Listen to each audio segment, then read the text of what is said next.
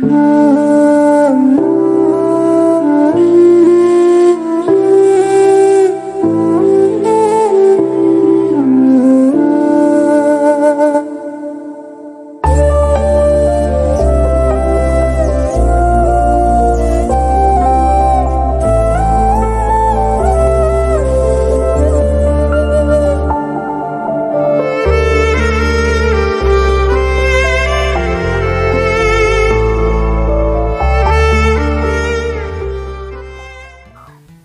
The lord. ಯೇಸು ಕ್ರಿಸ್ತನ ಮಹೋನ್ನತವಾದಂತ ನಾಮದಲ್ಲಿ ನೀವೆಲ್ಲರಿಗೂ ನಮ್ಮ ಜೀಸಸ್ ಲವ್ಸ್ ಪ್ರೇಯರ್ ಮಿನಿಸ್ಟ್ರೀಸ್ ಮೂಲಕ ವಂದನೆಗಳನ್ನ ಸಲ್ಲಿಸ್ತಾ ಇದ್ದೇನೆ.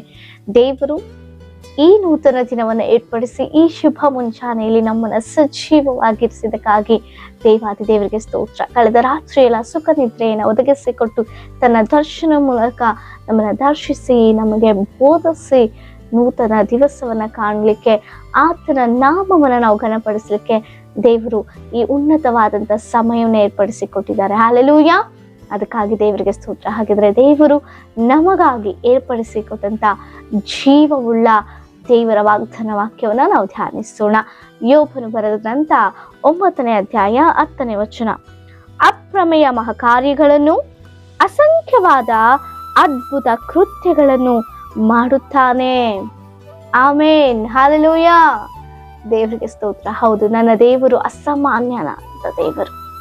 ಆತನು ಸಾಮಾನ್ಯನಾದ ದೇವರ, ಆತನು ಏಕೈಕ ದೇವರು, ಆತನೊಬ್ಬನೇ ಲೋಕರಕ್ಷಕನು. ಸರ್ವ ಲೋಕವನ್ನ ತನ್ನ ಬಾಯಿ ಮಾತಿನಿಂದಲೇ ಸೃಷ್ಟಿಸಿದಂತ ದೇವರು ನಮ್ಮನ್ನಾದರೂ ತನ್ನ ಅಪಾರವಾದಂತ ಪ್ರೀತಿಯಿಂದ ನಮ್ಮನ್ನ ಪ್ರೀತಿಸಿ ತನ್ನ ಸ್ವರೂಪದಲ್ಲಿ ತನ್ನ ಸ್ವಂತ ಕೈಯಾರೆ ನಮ್ಮನ್ನ ಸೃಷ್ಟಿಸಿಕೊಂಡಂತ ದೇವರು. ಹಲ್ಲೆಲೂಯಾ. ಆತನು ಅಪ್ರಮೇಯ ಮಹಾಕಾರ್ಯಗಳನ್ನ, ಅದ್ಭುತ ಆಶ್ಚರ್ಯ ಕಾರ್ಯಗಳನ್ನ ಮಾಡುವಂತ ದೇವರು. ಯಾಕೆ ಗೊತ್ತಾ? ಆತನೇ ಅದ್ಭುತಕರನು, ಆತನೇ ಆಶ್ಚರ್ಯಕರನು. ಆಮೇನ್. ದೇವರಿಗೆ ಸ್ತೋತ್ರ. ಹೌದು, ನಮ್ಮ ಜೀವಿತದಲ್ಲಿ ಕೂಡ ಅಪ್ರಮೇಯವಾದಂತಹ ಅದ್ಭುತ ಆಶ್ಚರ್ಯ ಕಾರ್ಯಗಳ ಮಾಡ್ಲಿಕ್ಕೆ ಶಕ್ತನ ಅಂತ ದೇವರು.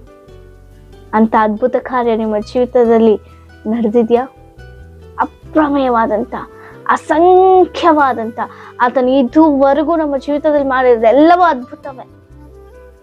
ಆಮೇನ್. ಹಲ್ಲೆಲೂಯಾ. ಅನೇಕ ಸಂದರ್ಭದಲ್ಲಿ ದೇವರು ನನ್ನ ಜೀವಿತದಲ್ಲಿ ಏನ್ ಮಾಡಿದ್ದಾರೆ, ಇತರರ ಜೀವಿತವನ್ನ ನೋಡಿ ನಮ್ಮನ್ನ ಕಂಪೇರ್ ಮಾಡ್ಕೊಳ್ತೇವೆ.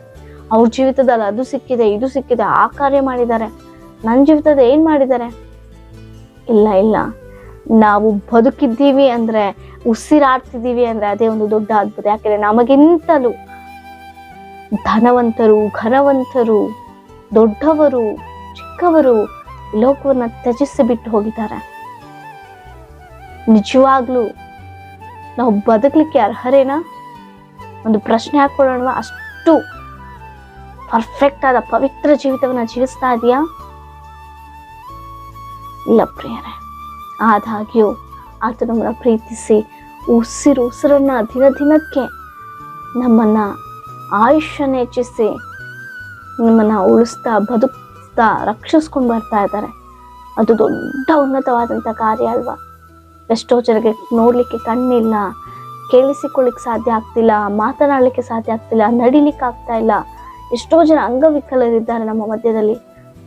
ಆದ್ರೆ ನಮ್ಮೆಲ್ಲರನ್ನ ಪ್ರೀತಿಸಂತ ದೇವರು ಅಂತ ಅವರನ್ನ ಪ್ರೀತಿಸಿಲ್ಲ ಅಂತಲ್ಲ, ಇಂಥ ಅನೇಕ ಸಂದರ್ಭದಲ್ಲಿ ಮನುಷ್ಯ ಅಂತ ನಾವು ನಮಗಿಂತ ಮೇಲಿರುವಂಥವ್ರನ್ನೇ ದೃಷ್ಟಿಸಿ ನೋಡಿ ನಮ್ಮನ್ನ ಏನು ಇಲ್ಲದವರಾಗಿ ನೋಡ್ಕೊಳ್ತೇವೆ. ನಾವು ಆ ರೀತಿ ಇರಬಾರ್ದು. ನಮಗಿಂತ ದೀನ ಸ್ಥಿತಿಯಲ್ಲಿರೋರನ್ನ ನಾವು ದೃಷ್ಟಿಸಿ ನೋಡಿ, ಅವ್ರಿಗಿಂತ ನನ್ನ ಇಂಥ ಶ್ರೇಷ್ಠವಾಗಿದೆಯಲ್ಲಪ್ಪ, ಅದಕ್ಕಾಗಿ ನಿಮಗೆ ಸ್ತೋತ್ರ ಎಂಬುದಾಗಿ. ಹೌದು, ಅದೊಂದು ಅದ್ಭುತ, ಅದೊಂದು ಆಶ್ಚರ್ಯ, ಹೌದಲ್ವಾ? ನಿನ್ನ ಜೀವಿತದಲ್ಲಿ ದೇವರು ಏನ್ ತಾನೇ ಮಾಡಿಲ್ಲ, ಎಲ್ಲವನ್ನು ಮಾಡಿದ್ದಾರೆ. ನಿನಗೋಸ್ಕರ ಪ್ರಾಣವನ್ನೇ ಕೊಟ್ಟಿದ್ದಾರೆ. ಆಮೇನ್. ನಿನ್ನನ್ನು ಅಷ್ಟೊಂದು ಪ್ರೀತಿಸ್ತಾ ಇದ್ದಾರೆ. ನೀನು ಅನ್ಕೊಳ್ತಿದ್ಯಾ ನನ್ನ ಪ್ರೀತಿಸೋರು ಯಾರು ಇಲ್ಲ, ಎಲ್ಲರೂ ಇದ್ದರೂ ಕೂಡ ನಾನು ಒಬ್ಬಂಟಿಗನು ಏಕಾಂಗಿ ಎಂಬುದಾಗಿ ಇಲ್ಲ. ನಿನ್ನನ್ನು ಯಾವಾಗಲೂ ಕ್ಷಣವೂ ತನ್ನ ಅಂಗೈಗಳಲ್ಲಿ ಚಿತ್ರಿಸಿಕೊಂಡಾಗಿದೆ. ನಿನ್ನನ್ನು ನೋಡ್ತಾ ಇರುವಂತ ಅಷ್ಟು ಪ್ರೀತಿ ನಿನ್ನ ಮೇಲೆ ದೇವರಿಗೆ. ಆದ್ರೆ ನೀನೆಷ್ಟು ಪ್ರೀತಿಸ್ತಾ ಇದ್ಯಾ ದೇವರನ್ನ? ಆತನ ಆಶ್ಚರ್ಯ ಅದ್ಭುತ ಕಾರ್ಯಗಳನ್ನ ಎಷ್ಟು ರುಚಿ ನೋಡಿದ್ಯಾ. ನೀನು ಆತನ ಮೇಲೆ ನಂಬಿಕೆ ಇಟ್ಟರೆ ನಮ್ಮ ಪಿತೃಗಳ ಜೀವಿತದಲ್ಲಿ ಮಾಡೋದಕ್ಕಿಂತ ಅತ್ಯಧಿಕವಾಗಿ ಉನ್ನತವಾದ ಕಾರ್ಯಗಳನ್ನ ಮಾಡ್ಲಿಕ್ಕೆ ಶಕ್ತನ ಅಂತ ದೇವರು. ಹಲ್ಲೆಲೂಯಾ. ಅಂತ ಅದ್ಭುತ, ಅಂತ ಆಶ್ಚರ್ಯ ಕಾರ್ಯ ನೀನು ಹೊಂದ್ಕೊಳ್ಬೇಕಂದ್ರೆ ದೇವರನ್ನೇ ದೃಷ್ಟಿಸಿ ನೋಡಿ, ದೇವರ ಮೇಲೆ ನಂಬಿಕೆ ಇಟ್ಟು. ಯೋಬನು ಮಾತನಾಡ್ತಿರುವಂತ ಮಾತು ಹೌದು, ಆತನ ಅಪ್ರಮೇಯವಾದ ಮಹತ್ ಕಾರ್ಯಗಳನ್ನ ಮಾಡುವಂತ ದೇವರು. ಯೋಬನು ದೇವರ ಮೇಲೆ ನಂಬಿಕೆ ವಿಶ್ವಾಸವಿಟ್ಟು, ಅದಕ್ಕಾಗಿ ಆತನ ಸ್ಥಿತಿ ಎಷ್ಟೋ ಬದಲಾಯಿತು. ಎಲ್ಲವನ್ನ ಕಳೆದುಕೊಂಡ, ತನ್ನ ಶರೀರವನ್ನು ಕೂಡ ಗಾಯ, ನೋವು, ಅನಾರೋಗ್ಯ ಪರಿಸ್ಥಿತಿ, ಮರಣದ ಹಾಸಿಗೆ. ಪ್ರಿಯರೇ, ಆದಾಗ್ಯೂ ಆತನು ದೇವರನ್ನೇ ದೃಷ್ಟಿಸಿ ನೋಡ್ದ. ಆಮೇನ್. ಅದಕ್ಕಾಗಿ ಆತನಿಗಿದ್ದದಕ್ಕಿಂತ ಎಲ್ಲದಕ್ಕಿಂತ 2ರಷ್ಟು ಆಶೀರ್ವಾದ, ಅದ್ಭುತ. ಹಲ್ಲೆಲೂಯ. ದೇವರ ಆ ಕಾರ್ಯವನ್ನು ಮಾಡುದು. ಈ ದಿನ ಆತನ ಕುರಿತು ನಾವು ಧ್ಯಾನಿಸ್ತಾ ಇದ್ದೇವೆ. ಅಂಥವರ ಆ ಭಕ್ತನ ಜೀವಿತದಲ್ಲಿ ದೇವರು ಹೆಂಗೆಲ್ಲ ಕಾರ್ಯ ಮಾಡ, ನಮ್ಮ ಜೀವಿತದಲ್ಲೂ ಕೂಡ ಮಾಡಲಿಕ್ಕೆ ಶಕ್ತನು.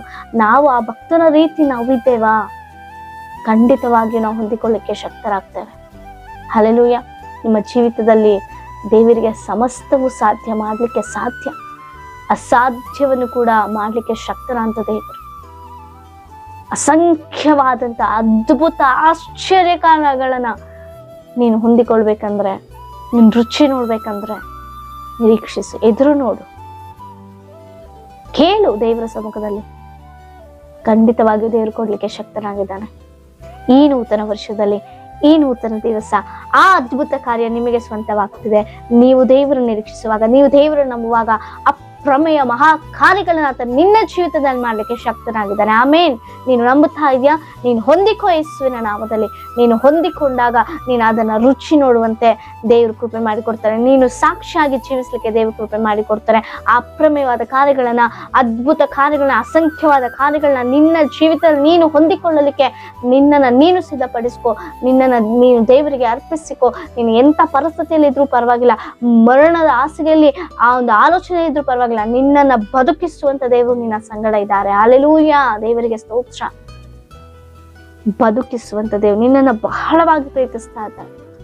ನಿನ್ನನ್ನೇ ಎದುರು ನೋಡ್ತಾ ಇದ್ದಾರೆ. ನಿನ್ನನ್ನೇ ದೃಷ್ಟಿಸಿ, ನನ್ನ ಮಗನ್ ಬರ್ತಾನೆ, ನನ್ನ ಮಗಳು ಬರ್ತಾಳೆ. ಅದಾಗಿ ಬೇಗನೆ ದೇವರ ಸಮ್ಮುಖಕ್ಕೆ ಬಂದು ಆತನ ಸಮ್ಮುಖದಲ್ಲಿ ಪ್ರಾರ್ಥಿಸ್ರಿ. ಅದ್ಭುತ ಆಶ್ಚರ್ಯ ಮಹತ್ ಕಾರ್ಯಗಳನ್ನ ಹೊಂದಿಕೊಳ್ಳ್ರಿ. ಸಾಕ್ಷಿಯಾಗಿ ದೇವರು ನಿಮ್ಮನ್ನು ನಿಲ್ಲಿಸಲಿ. ಈ ವಾಗ್ದಾನದ ಮೂಲಕ ನಿಮ್ಮೆಲ್ಲರನ್ನ, ನಿಮ್ಮ ಕುಟುಂಬಗಳನ್ನ ಆಶೀರ್ವದಿಸಲಿ.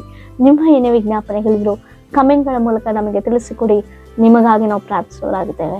ಆಮೇಲೆ ಪ್ರಾರ್ಥನೆ. ಪರಿಶುದ್ಧನ ಅಂತ ದೇವರ ಸ್ತೋತ್ರ, ಜೀವವುಳ್ಳ ಜೀವಾಧಿಪತಿ ಅಂತ ದೇವರ ಸ್ತೋತ್ರ. ಈ ಒಂದು ವಾಗ್ದಾನ ಮೂಲಕ ಅಪ್ಪ, ಈ ಒಂದು ವಿಡಿಯೋನ, ಈ ಒಂದು ವಾಕ್ಯವನ್ನ ಕೇಳ್ತಾ ಪ್ರತಿ ಮಕ್ಕಳಲ್ಲೂ ಅಪ್ಪ ನಿನ್ನ ಮಹತ್ ಕಾರ್ಯಗಳನ್ನ ಮಾಡಿ ಅವರ ರುಚಿ ನೋಡಿ ಅನುಭವಿಸುವಂತೆ ಕೃಪೆ ಕೊಡು. ಸಮಸ್ತ ಕರಗಳಿಗೆ ಒಪ್ಪಿಸಿಕೊಟ್ಟು ಬೇಡಿ ಹೊಂದಿದ್ದೇವೆ ಜೀವ ಪರಲೋಕದ ತಂದೆ. ಆಮೆನ್. Praise the lord.